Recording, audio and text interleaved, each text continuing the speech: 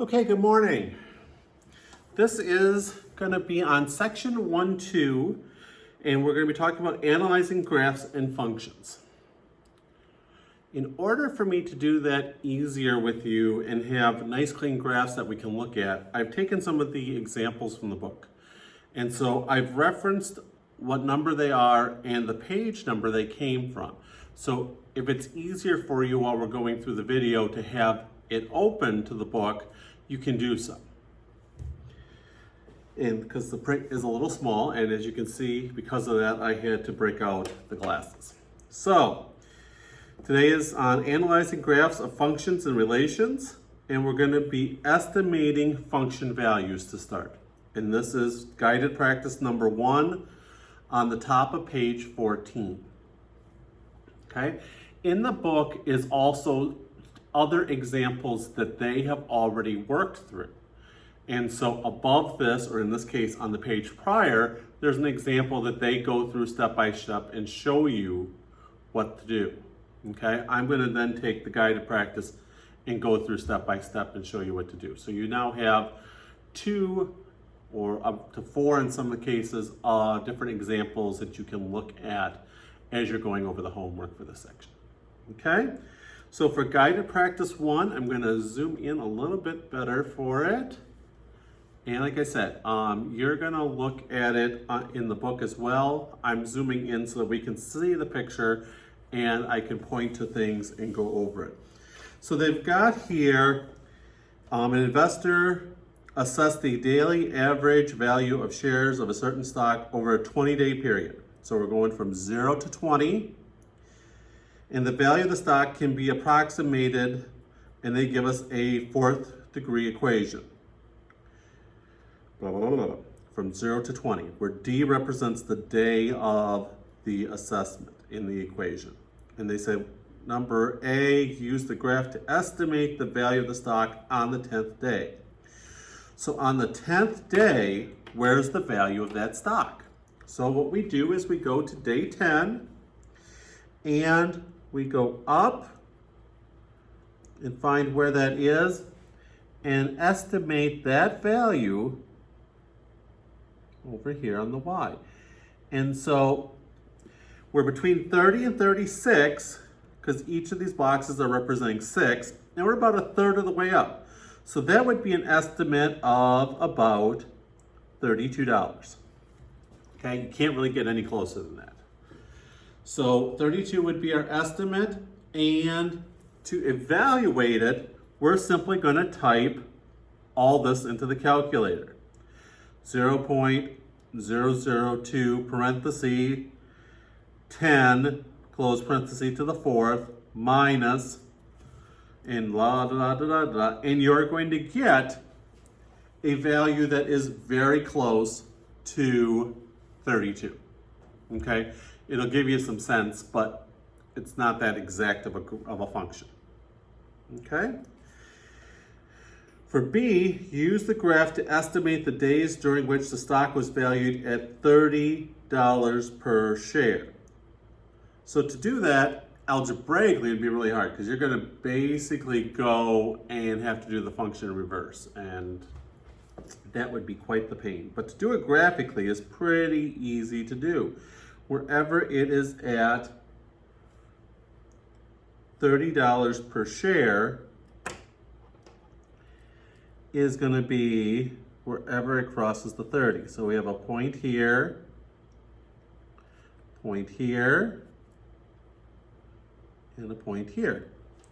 Okay, so we have pretty much at day 0,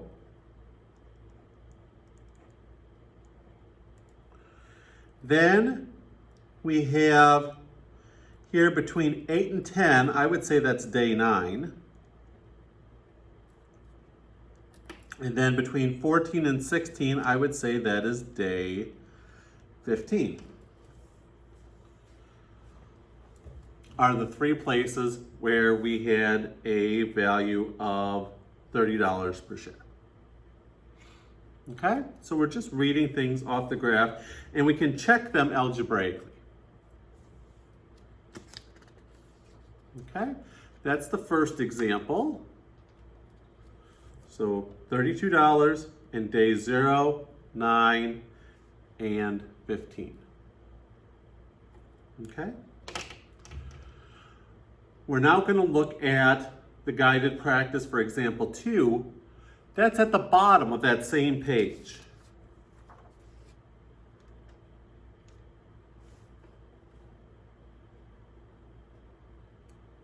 Okay? And in these examples, we're finding domain and range. And so we've got two functions. Let me see if I can focus that in just a little better. There it comes a little clearer. And we're going to look at those two functions and we're going to find the domain and range. Well, the domain, remember, is the values on the x-axis. And so on the x-axis, for graph 2a, we're starting here. If this is -4, this is going to be -2. So we're starting at a -2, and it's including that, because look at here, there's a closed circle here, an open circle there. So that means we're looking at this in terms of open and closed, and we can use interval notation for this. So a closed circle would be a bracket, and at 6, where the graph ends, is open. So we'll use a parenthesis. For the range,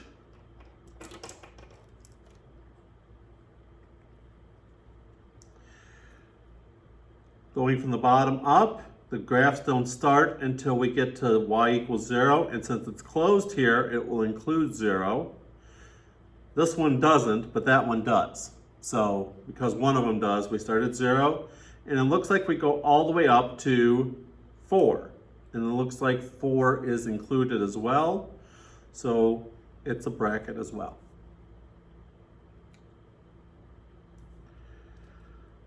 For B, we have a piecewise function.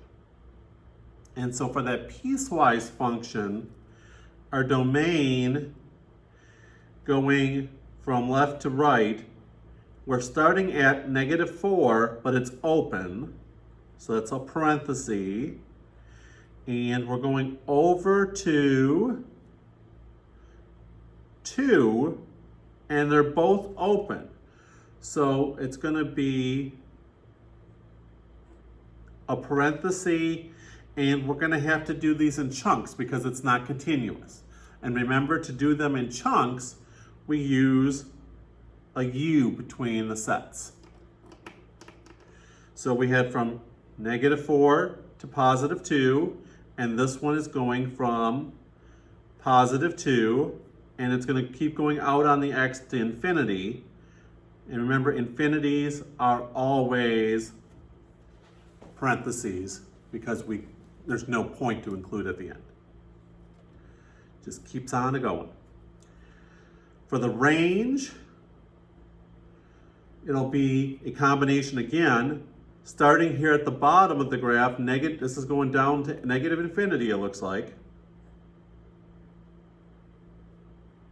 And it's coming all the way up to -2. And that's open, so it stops there. And the second point is going to be at just 6, okay? Because it's a horizontal line. And so then our second point is simply 6, and we put that in a bracket. And that's it. Okay? That's finding domain and range. Okay? Should be fairly review for us. We've been doing this through Algebra 2. We've done it here in Trig a little bit. So finding ranges and domains should not be a new topic either. Okay? Next, in our book, we're going to look at the bottom of page 15. And this is find the y-intercept both graphically and algebraically. So the term you're missing there at the end, because it goes off the screen, is algebraically. Okay, so I'll give you a second to write that down.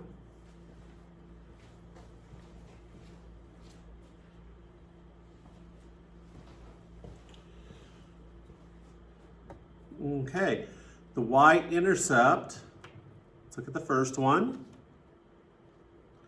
So they give us the function in the box so we can do the calculation to find it algebraically. But finding it graphically, the y-intercepts is wherever it crosses the y-axis. So in this case, it's going to cross at 4. And to double check that, where x is 0, we put in a 0 here, a 0 here, a 0 here. All three of those become 0, and we're left with a 4 at the end.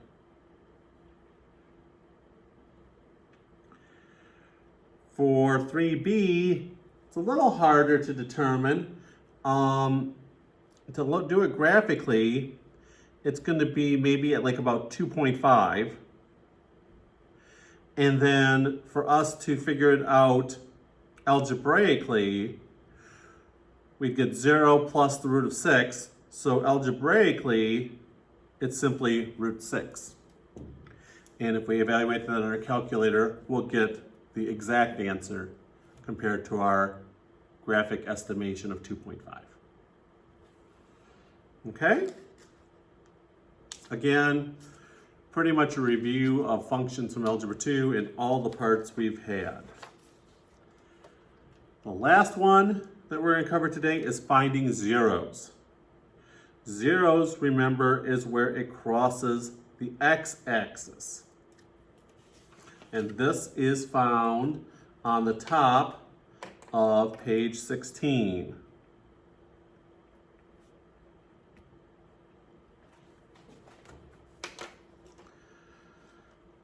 Okay, and when we look at this, we see that we have the zeros at the origin, so there's one at 0. Then it's coming down here, and it's somewhere between 1 and 2. It doesn't look like it's quite a half, so maybe it's 1 1/3. And then it goes back up at 2. And to test that,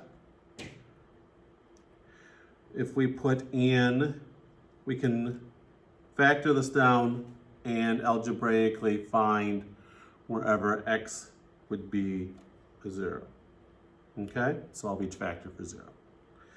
So when we do that, if I look at that, 3x cubed minus 10x squared plus 8x.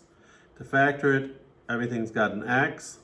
So then I'm left with 3x squared minus 10x plus 8.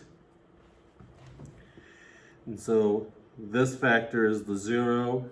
And then for these, I factor this into, let's see if it's factorable, 3x and x and a -2 here and a -4 here would give us -6, and -4 is -10 and a +8.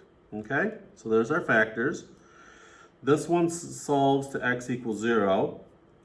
3x minus 4, if we set that equal to 0, that means 3x is equal to a -4, or x is equal to a -4/3. That's our about 1 1/3. And if we set this equal to 0, we get x equals 2, our third solution. Okay? For the second one, our 0 is coming at just before 0. So it's like at a negative something. -1/3, -1/4. Kind of hard to say.